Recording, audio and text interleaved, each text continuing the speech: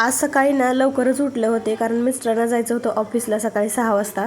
त्यांच्या टिफिनसाठी इथं मी घेवड्याची भाजी केली होती आणि चपाती पण करून दिली होती. तर उरलेलं पीठ होतं, त्याच्या पण चपात्या करून घेतल्या. सारखं सारखं किचन ओटा खराब करत बसणं, परत दिवसभर आवरत बसणं, त्यापेक्षा करून घेतलं. आणि नंतर मग सगळं क्लीन करून घेतलं. माझी आवडती सिरियल बघता बघता मी सगळं किचन ओटा साफ करून घेतला. नंतर मग माझ्यासाठी पाणी गरम केलं. सकाळचं गरम पाणी प्यायला बसणारच होते, तोपर्यंत म्हणलं की पाणी पिऊन होते तोपर्यंत पालक उकडायला ठेवूया, कारण मुलांचा टिफिन पण करायचा होता. तर स्वच्छ निवडून ठेवली होती रात्रीच पालक, ती सकाळी स्वच्छ धुवून घेतली. पालक उकडती तोपर्यंत रवा आणि दही भिजत घातलं थोड्या वेळासाठी. पाणी पिऊन झालं की नंतर पालक पण छान अशी उकडली होती, तर ती मिक्सरच्या भांड्यामध्ये काढून घेतली आणि एक मिरची घालून छान अशी वाटून घेतली.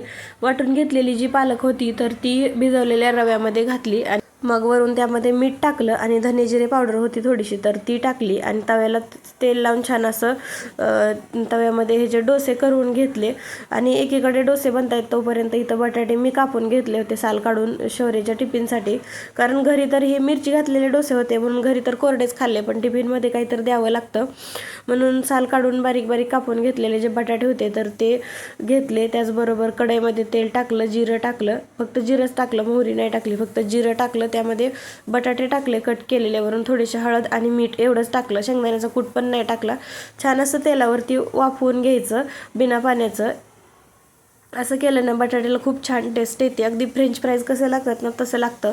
तर ते शौर्याला खूप आवडलं होतं. आज जरा वेगळीच बटाट्याची भाजी करावी म्हणून अशी केली होती. नंतर मग डोसे पण राहिलेले करून घेतले आणि मग त्याचा टिफिन वगैरे पॅक करून घेतला. दोघांना थोडं थोडं खायला दिलं, सकाळचं खातच नाहीत ते.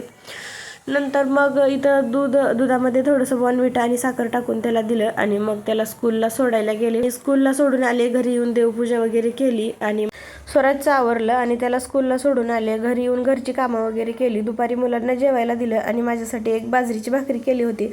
तर 8 दिवस दुपारच्या जेवणामध्ये भाकरी खाऊन ना माझं 2 किलो वजन कमी झालं होतं. तुम्हीही नक्की ट्राय करू शकता.